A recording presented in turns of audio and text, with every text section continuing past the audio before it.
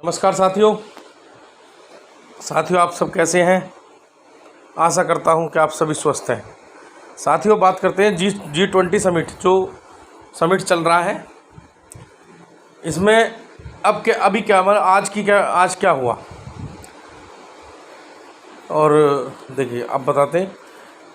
G20 leadership summit declaration. प्रधानमंत्री नरेंद्र मोदी ने शनिवार को G20 शिखर सम्मेलन के पहले दिन ऐलान किया कि G20 लीडर समिट के डिक्लेरेशन पर सहमति बनी है।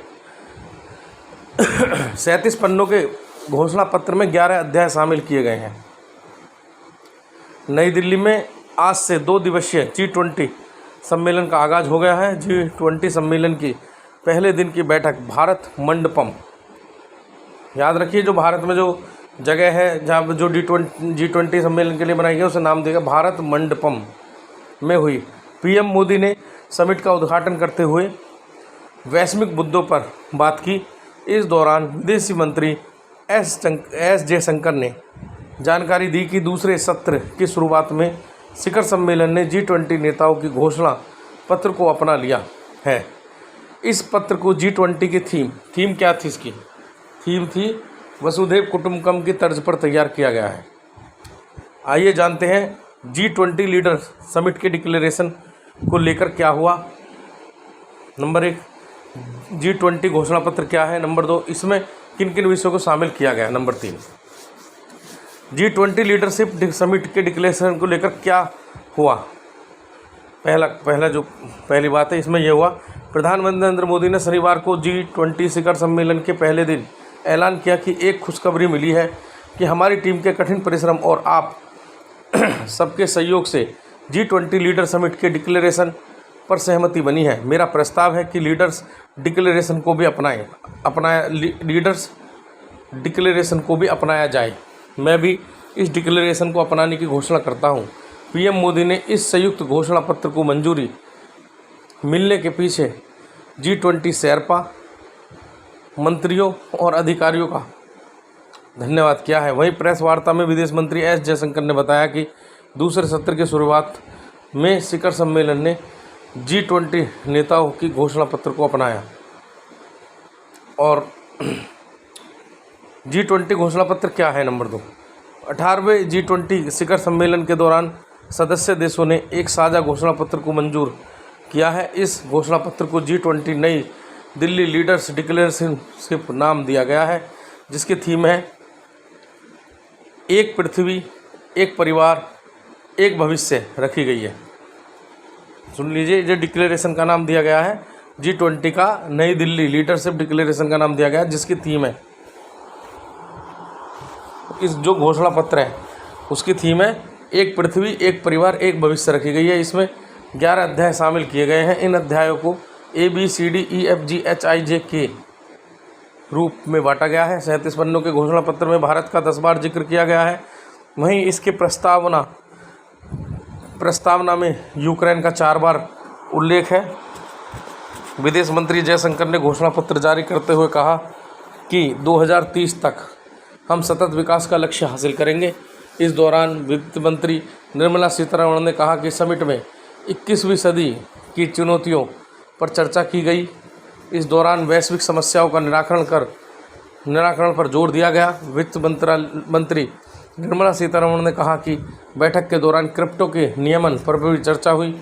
उन्होंने कहा कि इस बात पर चर्चा की गई कि कोई भी देश पीछे न छूटे। इस दौरान ग्लोबल साउथ की प्राथमिकताओं पर चर्चा की गई। प्रस्तावना में क्या है। घोषणा पत्र के शुरुआत में प्रस्तावना है, जिसे for the planet, people, peace and prosperity शीर्षक दिया गया है।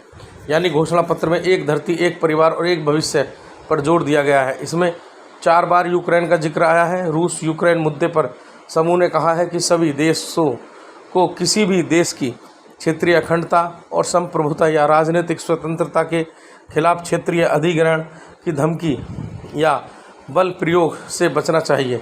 इसके साथ ही कहा गया है कि परमाणु हथियारों का उपयोग की धमकी अस्वीकार्य है।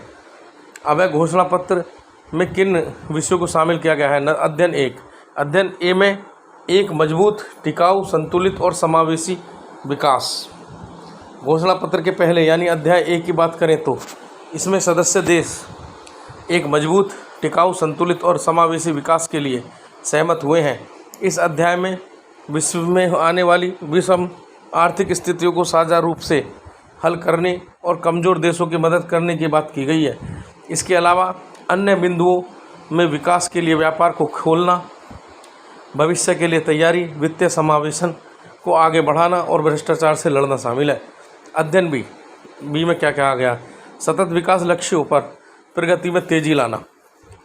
अध्याय बी में सतत विकास लक्ष्यों यानी में तेजी लाने को लेकर G20 के समूह के देश सहमत हुए। इसमें तमाम देशों ने SDGs हासिल करने के लिए प्रतिबद्धता जताई। वहीं भूख और कुपोषण को ख़त्म करने, वैश्विक स्वास्थ्य को मजबूत करने और एक स्वस्थ दृष्टिकोण को लागू करने पर सदस्य एक मत हुए।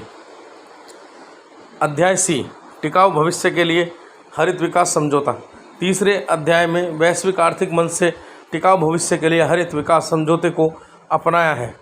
जलवायु परिवर्तन और संक्रमण मार्गों से उत्पन्न होने वाले व्यापक आर्थिक जोखिम को कम करने और सतत विकास जीवन के लिए जीवन शैली को मुख्य धारा में लाने की बात कही गई है। घोषणा पत्र में कहा गया है कि स्वच्छ, टिकाऊ, न्याय संगत, किफ़ायती और समावेशी ऊर्जा परिवर्तन लागू किया जाएगा। पारिस्थितिकी तंत्र का संरक्षण, महासागर आधारित अर्थव्यवस्था का दोहन और संरक्षण, प्लास्टिक प्रदूषण खत्म करना, भविष्य के शहरों का वित्त पोषण, आपदा जोखिम को कम करना और लचीले बुनियादी ढांचे का निर्माण करना भी इस अध्याय के बिंदु हैं। अध्याय डी, 21वीं सदी के लिए बहुपक्षीय संस्थाएं। चौथे अध्याय में बहुपक्षवाद को पुनर्जीवित करने और अंतर्राष्ट्रीय वित्तीय संस्थाओं में सुधार पर जोर दिया गया है। वहीं वैश्विक ऋण कमजोरियों का बेहतर प्रबंधन करने पर भी फोकस होगा। इसमें भारत के वन फ्यूचर अलायंस के प्रस्ताव को मंजूरी मिली है। इस स्वैच्छिक पहल का उद्देश्य क्षमता निर्माण करना और तकनीकी सहायता प्रदान करना है। अध्याय ई, तकनीकी परिवर्तन और डिजिटल सार्वजनिक बुनियादी ढांचा। इस अध्याय में डिजिटल सार्वजनिक बुनियादी ढांचे के निर्माण पर बल दिया गया है। डिजिटल अर्थव्यवस्था में सुरक्षा, लचीलापन और विश्वास बनाने की बात की गई है। घोषणा पत्र में क्रिप्टो संपत्तियों पर नीति और विनियमन की बात कही गई है। इसमें सदस्य देश सीमा पार भुगतान और अंतर्राष्ट्रीय वित्तीय प्रणाली के लिए सेंट्रल बैंक डिजिटल मुद्रा को अपनाने पर भी सहमत हुए हैं। अध्याय एफ, अंतर्राष्ट्रीय कराधान। अध्ययन एफ में अंतर्राष्ट्रीय कराधान का जिक्र किया गया है। आर्थिक मंच ने 21वीं सदी की आवश्यकताओं के अनुरूप विश्व स्तर पर निष्पक्ष, टिकाऊ और आधुनिक अंतर्राष्ट्रीय कर प्रणाली के प्रति सहयोग जारी रखने की अपनी प्रतिबद्धता की पुष्टि की है। अध्याय जी, लैंगिक समानता और सभी महिलाओं और लड़कियों को सशक्त बनाना। अध्याय जी महिला सशक्तिकरण पर केंद्रित है। इसमें आर्थिक और सामाजिक अधिकारिता को बढ़ाने और लैंगिक डिजिटल विभाजन को पाटने की बात कही गई है। इसके साथ ही महिलाओं की खास सुरक्षा, पोषण और कल्याण सुनिश्चित करना और महिला सशक्तिकरण पर एक कार्य समूह का निर्माण करने पर भी देश एकमत हुए हैं।